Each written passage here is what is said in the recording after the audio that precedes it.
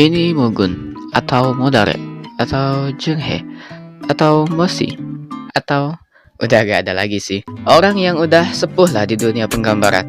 FYI, buat kalian yang gak tahu, dia ini orang gila yang ngelakuin challenge 100 hari 100 gambar. Dan dia lakuin itu 2 kali untuk sempurnain gambarnya. Gila banget. Dan hasilnya, dia banyak menciptakan masterpiece yang tidak asal gambar, namun menggunakan perhitungan yang matematis di setiap fundamentalnya, dan menggunakan teknik 1000 IQ untuk menggambar.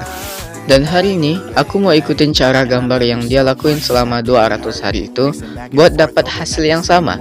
Nah, materinya bakal 11-12 dengan video TPPO yang ini, tapi menariknya aku bakal niru mereka dua lewat Ibis Paint yang aslinya mereka pakai Photoshop, dan aku bakal niru lebih awal, gak kayak TPPO yang fokus ke pewarnaan aja. But my focus in this video will mainly be on coloring. So for the line art, I'm just gonna trace it.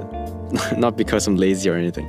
Jadi aku nemu dan bakal beri beberapa tips yang ngide dan sok tahu gitulah. Karena aku pakai Ibis Paint, jadi harus pintar-pintar cari trik pengganti gitulah.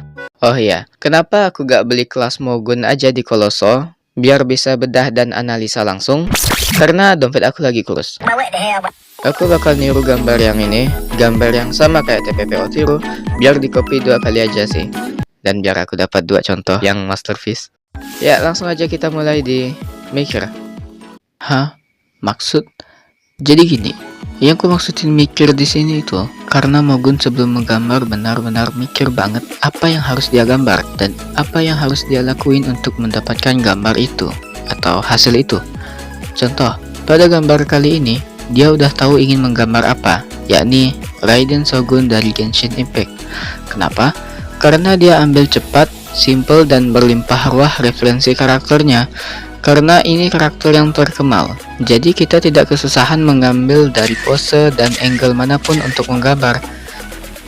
Dan dia udah tentuin lightningnya dari mana sesuai gambar yang udah jadi di imajinasinya. Tapi apapun itu, kita tetap perlu skill yang hebat untuk nuanginnya di kanvas kosong, yang berarti kita perlu ke sketsa. Sebenarnya mikir dan sketsa ini sejalan ya, meskipun sketsa kasar gitu. Karena setelah dapat mau gambar siapa, Mogun langsung mikir cari pose pakai metode berpikir brainstorming. Dan cara pakai brainstorming ini ya sketsa ala kadarnya gitu. Mari kita bahas sedikit. Apa itu brainstorming? Mudahnya, brainstorming itu adalah cara berpikir yang kita kuras ide habis-habisan di otak kita buat ngumpulin ide-ide untuk melakukan atau membuat sesuatu. Nah, ini bisa kita pakai di gambar. Contohnya Mogun. Di sini dia udah tahu mau gambar apa, yakni Raiden. Tapi dia belum dapat posenya. Nah, dengan brainstorming ini, Mogun tuangin semua ide yang dia dapat dari gayanya Raiden, khasnya Raiden, ikoniknya Raiden, dengan cara sketsa kasar gitulah atau ala kadarnya. Jujur ini ide yang cerdas dan bakal kepake banget buat orang yang malas gambar dengan alasan kena art block. Oh ya, untuk cara Mogun buat karakter sendiri atau anatominya bisa kalian cek di video aku yang ini. Nah, untuk aku sendiri, karena aku kan nggak bisa ikutin dari kanvas kosong ya, jadi aku nyiapin beberapa plan yang aku coba. Aku bakal jiplak basic shape beserta anakannya di atas gambar Mogun. Baru aku buat kanvas baru untuk niruin hasil jiplakan tadi, bukan menjiplaknya lagi lah ya. Nah, pas aku coba, kok hasilnya gini. Dan aku cek hasil tiruanku di atas gambarnya Mogun, emang aneh. Jadi aku coba cara kedua. Aku bakal jiplak basic shape beserta anakannya, jadi strukturnya tetap sama dengan punya Mogun. Nah, tapi hitungannya aku juga jiplak dong, sama kayak TPPO. Aku pun mikir, gak apa-apa dong, kan cuma struktur di sketsanya aja, gak kayak TPPO yang langsung jiplak line artnya kan. Smooth kriminal.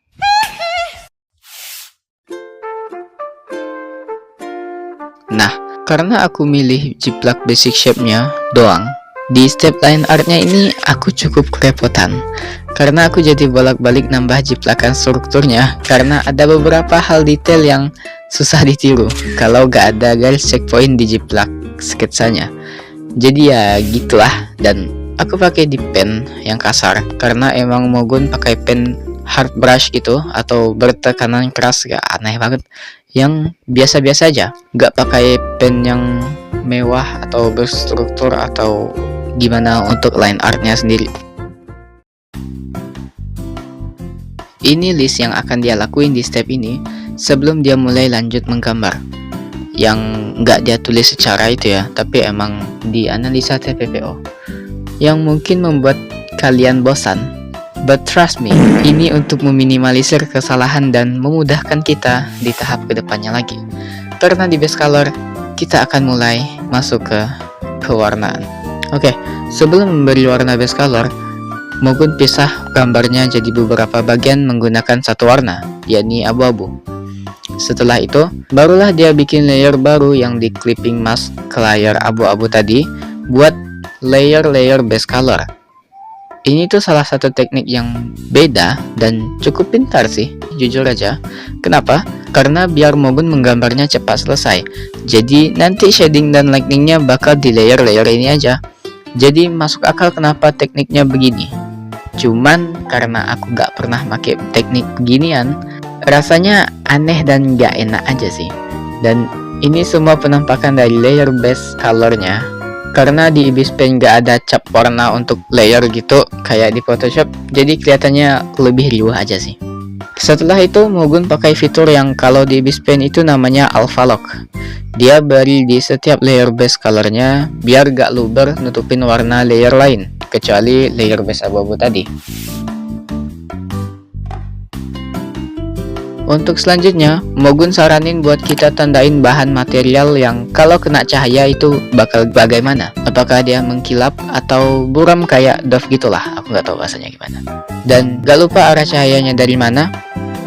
Tapi aku sendiri skip bagian ini karena aku kasihkan gambar yang dapat 2 referensi masterpiece langsung. Biasa, aduhai malasnya. Nah, ada sebagian orang yang kalau dengar gambar background itu langsung sangat malas. Dan aku juga orang dari sebagian orang itu ya. Untuk gambar yang ini, Mogun hanya ngecat random pakai kuas tekstur untuk gambar backgroundnya punya kesan ada cahaya dari belakang karakter. Kalian gak perlu takar kayak pakai brush tekstur apa dan di mana gitu.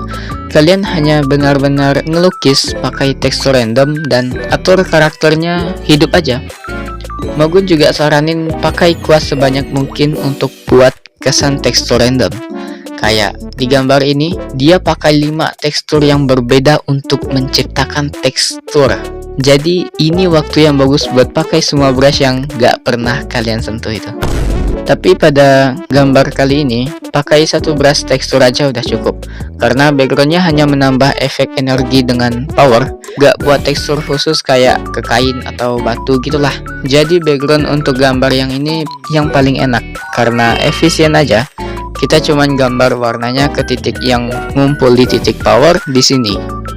Aku sendiri banyak bermain tekstur di sini karena aku seneng aja nyobain hal-hal baru kayak gini yang pertama kali aku cobain.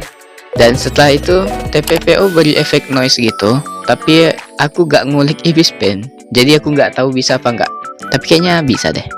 Dan segini aja. Untuk selanjutnya bisa berubah di step-step ke depannya.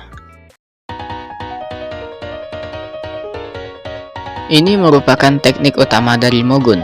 Karena di step ini, kita akan menjadikan gambar kita ikonik seperti hasil karya Mogun. Ini kita udah singgung dari background tadi, karena inilah yang membuat karya-karya Mogun itu punya ciri khasnya sendiri. Tekstur muncul sebelum ilustrasi, itu yang dibilang Mogun ke kita. Dan untuk itu, aku kayak menjelajahi di sosial media untuk cari-cari kode brush Ibis Paint.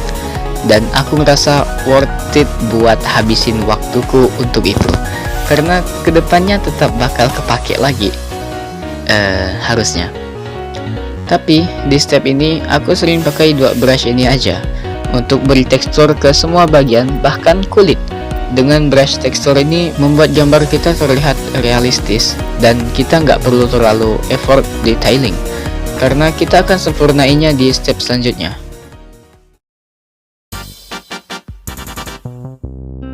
Kalau kalian artis normal yang mikir keras untuk lightning dan shading, kayak di mana ada lightning itu, kok ada shading di situ, terus lightning dengan shadingnya bakal bagus gak? Mugun buat ini menjadi sedikit easy karena dia punya 1000 IQ plan untuk nyelesainnya. 기준을 어디다가 잡냐인 거죠. 그랬을 때 여러분들은 기준을 어디 잡아야겠어요? 이 그림을 얼굴에 잡아야겠죠. 그래서 얼굴이 잘 보일 수 있는 명도를 일단은 얼굴을 그려놓고 거기에 맞춰서 나머지를 해주는 거예요. Mugun saranin gambar wajahnya dulu baru gambar lainnya sesuai porsinya. Itu karena wajah di gambar ini titik fokus yang dilihat pertama kali oleh orang-orang saat ngelihat gambar ini. Tapi lucunya pada gambar kali ini dia gambar tubuh bagian belakang dulu, bukan wajahnya. Ya karena tubuh bagian belakanglah yang jadi titik fokus pemirsa. Barulah setelah itu dia memberi lightning dan shading ke bagian-bagian lain. Nah, meskipun ujung-ujungnya yang bakal main lightning dan shading itu skill dan pengalaman pribadi kita, punya referensi yang bagus akan bantu kita banget untuk itu. Dan di step ini dia ngebuat yang aku dan TPPO pun nggak tahu ngapain. Tapi karena Mugun orang yang pakai perhitungan matematis dalam lightning dan shading, jadi mari kita anggap ini salah satu dari teknik 1000 IQ-nya.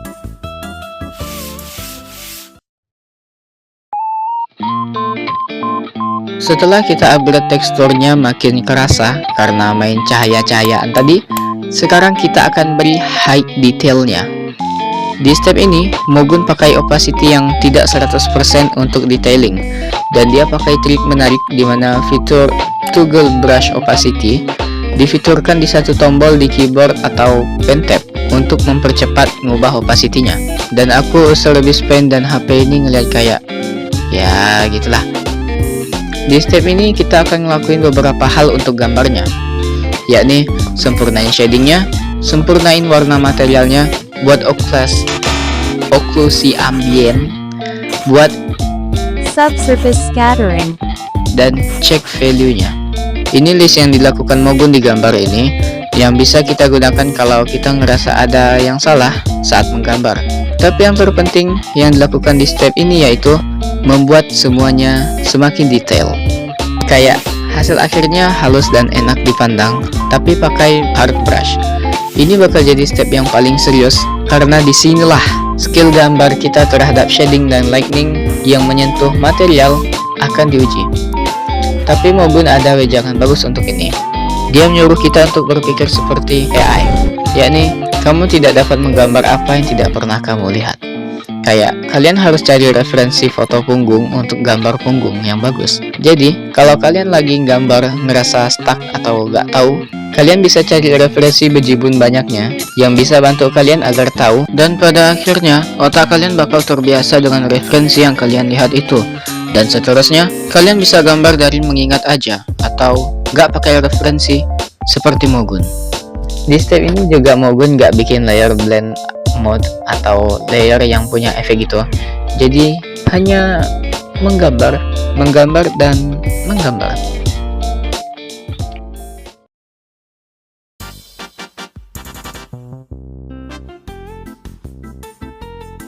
Sejujurnya gak banyak hal yang kita, TPPO, aku, kamu, dia lakuin di step ini. Kayak aku cuma nambah beberapa helai rambut biar keluar dari line art gitu, dan ngubah-ngubah warna line artnya. Dan di step ini dia baru pakai layer blend mode. Itu pun untuk betulkan kesalahan-kesalahan kecil untuk ngubah warna gitu, dan pakai tool nyesuaiin kurva gitu-gitulah. Bahkan ada beberapa gambar yang dia sama sekali gak pakai blend mode untuk benerin gambarnya, yang nunjukin kalau kepekaan dia terhadap coloring itu udah god sih. Dan itu bikin kami dua getar jujur aja. Tapi apakah ada efek atau blend mode yang pasti dia pakai? Jawabannya nggak ada. Kayak gambar dia untuk kelas koloso, dia pakai pin light untuk beri sedikit warna biru di gambarnya, lalu beri dia saturasi sedikit pada gambarnya.